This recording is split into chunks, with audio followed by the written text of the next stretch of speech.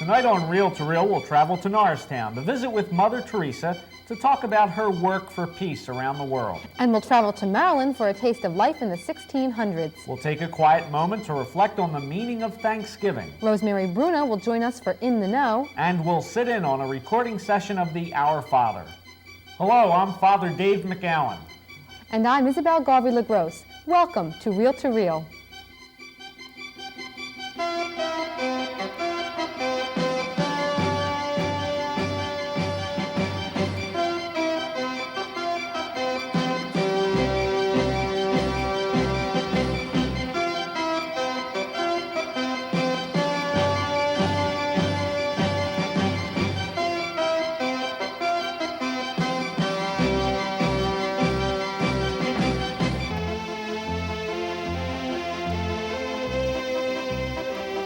This is the beginning of Thanksgiving week, and most of us will be preparing for the feast on Thursday.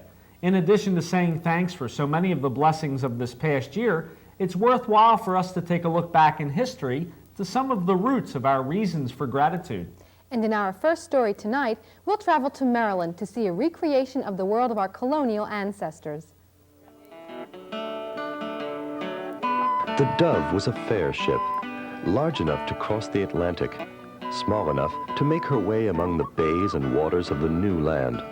With her sister ship, the Ark, she carried nearly 140 people to start the new colony of Maryland. All right, my name's Tyndall Plucker. Something about 10, I'm not sure exactly. But I was born in the Ark, and my mother and father died. My mother died in childbirth, my father just couldn't cope. Yeah. I was adopted after not too long by the Clockers here. They're good people, except me father. Daniel Clocker has a bit of a hot head on him. Mary, have you plucked up your ears? Mary! Oh, thy bullying and swearing has set my belly afire already. This recreation of life in the 17th century is part of Maryland's 350th anniversary commemoration. A cast of more than 100 actors reenact life during a critical period in the search for religious freedom. But I see you new adventurers have arrived from England. The new colony was a refuge where persecuted Catholics could openly practice their faith without interference from the state. Here began an American tradition, the separation of church and state. But the issue is fundamental to the future of the colony, Leonard. 3 kinds of people made the voyage. First, there were the 17 gentlemen adventurers, like Leonard Calvert. I am Leonard Calvert. I am the first Governor of Maryland, appointed by my brother Cecil Calvert. Lord Baltimore received the charter of Lord Baltimore and the title from our father, George Calvert. As younger sons of Catholic gentry, the gentlemen adventurers inherited only a small part of the family estate. And being Catholic, advancement in England was difficult. So they invested their money and future in the new colony. Yes, we established the colony of Maryland, hopefully to provide some sort of home for religious toleration in which all faiths could be practiced equally by all men.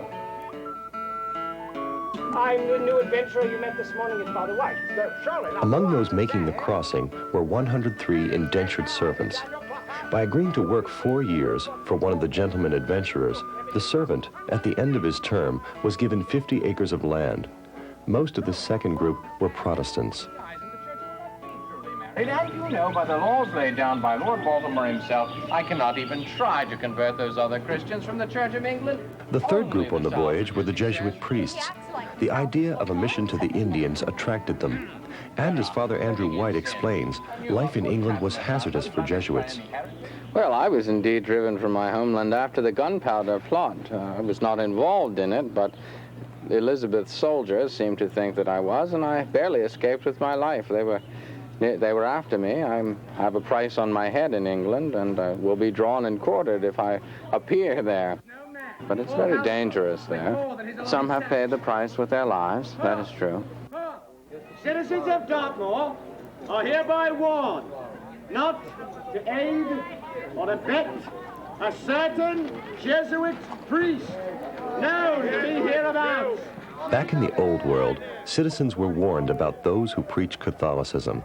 This priest, if caught, will be arrested and publicly punished for preaching Catholicism in papers. Anti-Catholic laws made it difficult to be a practicing Catholic. Heavy fines were imposed for not attending Anglican services. Know that these laws are binding upon all men. God save the King. God save the King.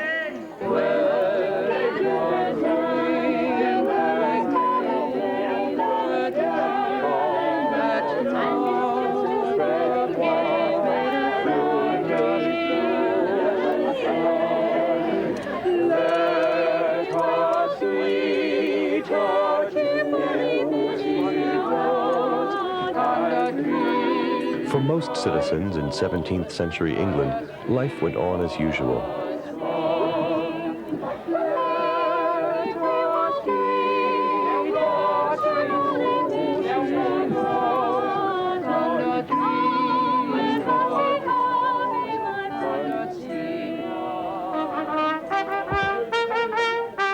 In 1632, 2 years before the Dove and the Ark sailed for the New World, King Charles granted Cecil Calvert, Lord Baltimore, the charter creating the colony of Maryland.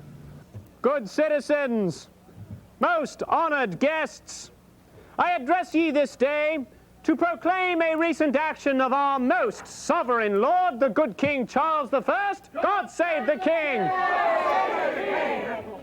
who through his trust in me has seen fit to issue a grant of land for a colony in the New World, of which I shall be Lord Proprietor. Now I am aware that for many, life conditions here, as in many cities, are not ideal.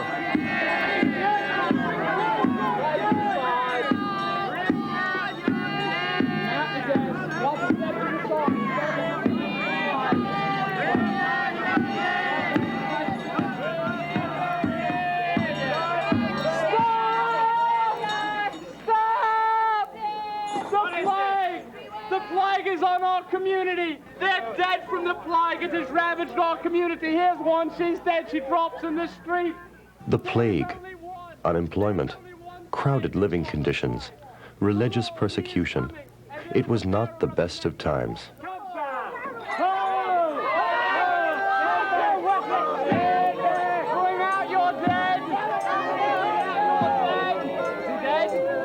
The opportunity to start in a new land might have appeal for many of the townspeople. The charter received by Lord Baltimore is the first and foremost ecumenical document in the history of the United States. It allowed for the building of a new society founded on religious toleration and the separation of church and state. My name is Arthur D. I am the son of John D., who was astrologer to Queen Elizabeth. Now, by royal decree, I am not allowed to practice the Hermetic arts anymore. So rather than allow the sick to continue suffering, I have taught my arts to the good witch Sarah. She came and she practiced the arts and she cured a young girl that's driving out the evil spirits, or at least that is what they have said. I knew that her legs were broken, but it is quite a suspicious and superstitious community. So they dragged her to be burned. When she was asked, she told where she received the knowledge of her art, and she gave my name. It was Arthur D! Arthur D! And they came, and they brought me here before trial. Requesting trial such by fire, I would like to prove that my art was science rather than magic. I took my wife, I suspended her in a state of trance, and I placed her upon 2 swords and removed it, and allowed her just to stay suspended over 1 sword. This was not good enough proof. They said it was black magic, so they decided to hang me not once but twice by placing 2 nooses over my neck.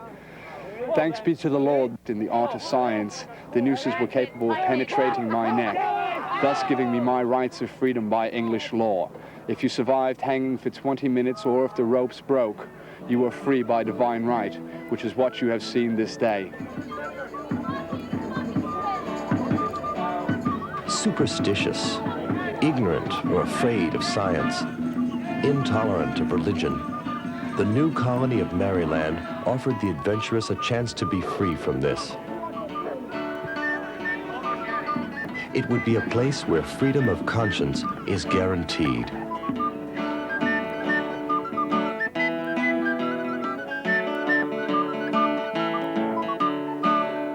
We're going to break away now. Coming up, we'll have Mother Teresa, singer-composer Michael Bruin, and Rosemary Bruno. So stay with us.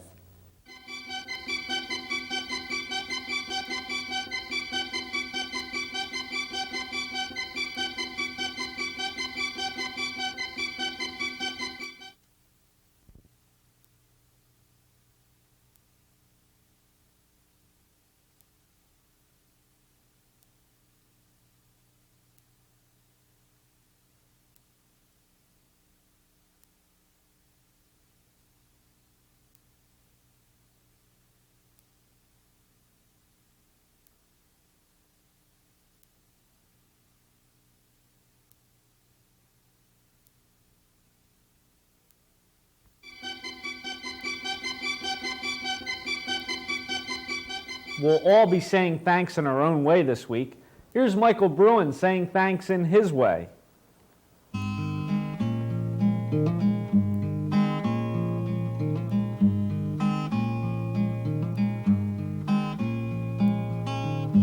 Our Father who art in heaven, hallowed be thy name. Thy kingdom come, and thy will be done on earth as it is in heaven. Give us this day our daily bread, and forgive our trespasses, as we forgive those who trespass against us. Forgive us, our Father who art in heaven, hallowed be thy name, and lead us not into temptation, but deliver us from evil.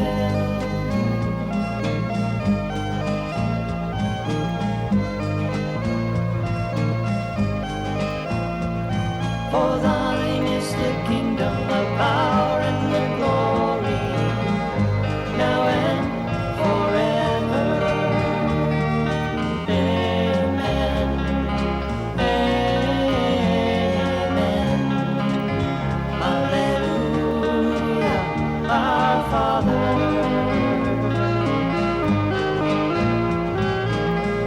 Our Father who art in heaven, our Father who art in heaven, our Father who art in heaven, our Father who art right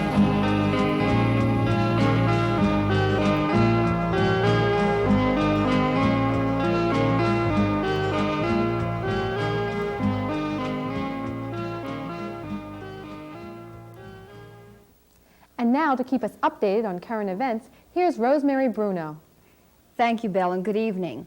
Violence in Central America continues as yet another tragedy is revealed in El Salvador. Archbishop Arturo Damas has called on his government and other agencies to investigate allegations that Army troops massacred about 50 unarmed people in a northern province of El Salvador.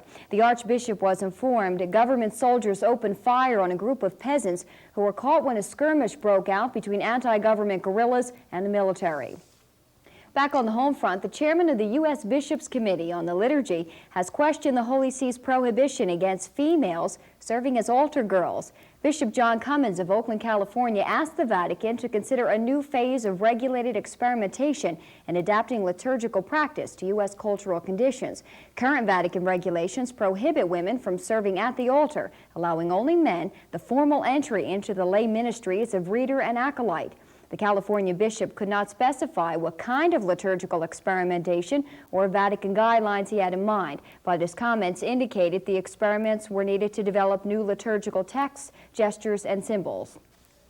And in the Vatican City, Pope John Paul II has canonized Ecuador's first saint. Brother Miguel Fabres Cordero, a member of the Brothers of Christian Schools, was canonized in St. Peter's Basilica as some 3,000 Ecuadorians attended the ceremony. Brother Miguel died in 1910 after a life dedicated to instruction in grammar, literature, and catechetics. Finally, the Polish press has announced the latest in a series of religious comic books published by Marvel Comics. The newest edition is Mother Teresa of Calcutta. The comic book illustrates Mother Teresa as one of the most admired and inspiring women of our time. Marvel Comics, one of the first comic book publishers, has collaborated with the Polish press in a series of religious comics, including Francis, Brother of the Universe, and the Life of Pope John Paul II. Most comic books appeal to fantasy. A spokesperson for Marvel Comics noted, however, that religious comic books depict action and adventure in the lives of real Christian heroes. I'm Rosemary Bruno for In the Know. Do have a good evening. We're going to break away again, but when we return, we'll have a private talk with Mother Teresa. And we'll take a few moments to reflect quietly on the meaning of Thanksgiving. So stay with us.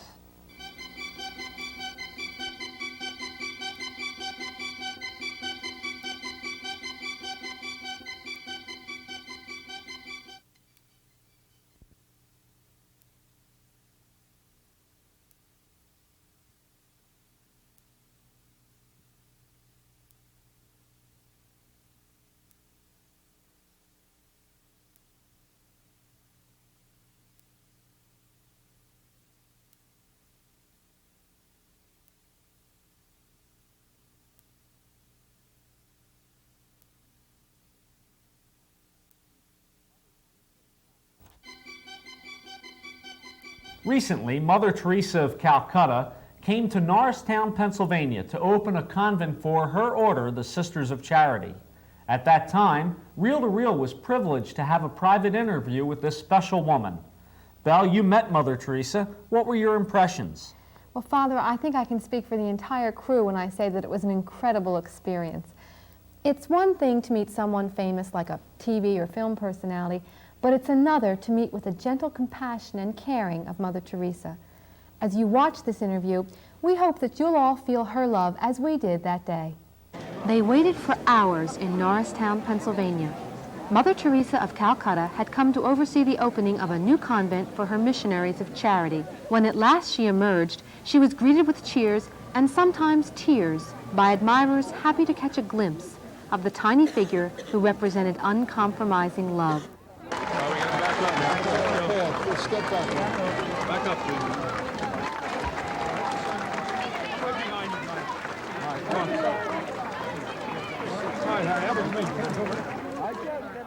During a brief prayer service led by Cardinal Kroll, Mother Teresa addressed an overflowing crowd at St. Patrick's. She cited loneliness as a great poverty in Western society and challenged her listeners to remember that love begins at home. The many activities of the day seemed to emphasize Mother Teresa's frail stature, yet she willingly granted a press conference as well as several individual interviews. When at last we had a few moments with this gentle servant of God, we spoke to her about her commitment to the poorest of the poor. Mother, you're here in Norristown to open up a new convent at a time when many convents are closing. What do you think is the element that attracts vocations to the missionaries of charity? I think a question like that only Jesus can answer. But I feel that the young people are, what they write in their papers when they are questioned, why do you want to become mission of charity? They say, I want to consider my life poverty. I want a life of poverty, prayer and sacrifice that will lead me to the service of the poor. So I think that's the answer, maybe. They find that poverty, they find the life of prayer, they find the life of sacrifice if they consecrate their life to God as a mission of charity. Because especially also, we make those 4 vows. We have a 4th vow in our society to give wholehearted free service to the poorest of the poor. And so I think they want to give their all to God. It's like a challenge for them, but they are they are very happy to do so. We have many, many vocations. Even from America, we have many vocations. That's why we have opened a novitiate also in San Francisco now. The words "I thirst" are on the walls of all of your convent chapels. Why this particular quotation? The aim of our congregation is to satiate the thirst of Jesus on the cross for love for souls by working at the sanctification and salvation of the poorest of the poor. We live in an age when people don't want to make sacrifices. Could you please give us your thoughts on the importance of sacrifice in our lives? The sacrifice helps us to share in the passion of Christ. And it's a very real special gift of God to a soul, that she can have the beautiful gift to share in the suffering of Christ. And you see, that's why when our young sisters join, if we really want to be really all for Jesus, then we have to do that in the spirit of our congregation, with a total surrender, loving trust and cheerfulness. So all that, the aim and the spirit combined together, it has to be a true missionary of charity. And I think for that you need a life of prayer and sacrifice. Another quality that you seek in your sisters is a good sense of humor. Why do you think humor is important in Christian lives? Because we see so much suffering in our poor people, and we have no reason to be unhappy, because first of all we have chosen to surrender ourselves to God, and second, Jesus said that I come to give us that joy. It's the sign that He is with us, it's the sign of joy, and it's very beautiful what we receive from our people, the joy of love. Your own joy shines through so obviously, yet with your deep devotion to God, you must have dark nights of the soul and loneliness. Could you comment on this for us? That is, we have, if we really come and go closer and closer to Christ, naturally we have to allow Jesus to share His passion with us. He too went through all that to be able to give us the grace to give us the joy of being like Him. Because if we are true MC and mission of charity, then we must, even in that, be like Him. You work so hard to assure the poorest of the poor that they are loved. Do you find these same needs in our Western culture? In Western culture, the poverty is much more difficult to remove than in Africa and India, because there it's more material. I can get the material. If I find a hungry person, I can give the bread, I can give the rice, and I've finished. I've removed that need of that time.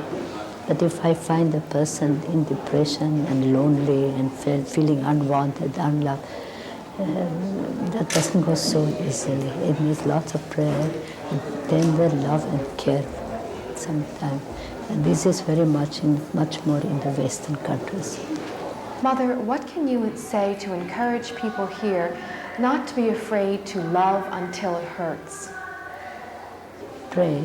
That's why Jesus made Himself bread of life, to give us life, to give us love, to give us strength. And then He makes, and not to be afraid, because whatever we do, to the least we do it to Him. And so Jesus has said, I will always be with you. And that's why He made Himself, He is there in the Blessed Sacrament. He loves us now. When we look at the cross, we know how He loved us. No? But now I know how He loves me. He is in the Blessed Sacrament for that purpose, to be His love, His compassion, and He wants so that I can give that love, that compassion to all those that I meet. Mother Teresa's message comes across so powerfully because her own compassion, love, and joy cannot be contained. Let us look to her selfless example during this Thanksgiving holiday as we strive to settle for nothing less than uncompromising love. We'd like to thank Mother Teresa for being so gracious in giving us her time. And this Thursday, all of us will have a chance to say thanks. We as a nation will be celebrating Thanksgiving Day. But Thanksgiving is nothing new. Men for generations have voiced their thanks to God, and perhaps there's no more beautiful expression of thanksgiving than what we find in the Psalms. So we're going to journey now to Ridley Creek State Park, and we're going to reflect on what the psalmists have said. All your creatures give you thanks, O God, and your friends repeat their blessings. How good is the Lord to all, compassionate to all his creatures.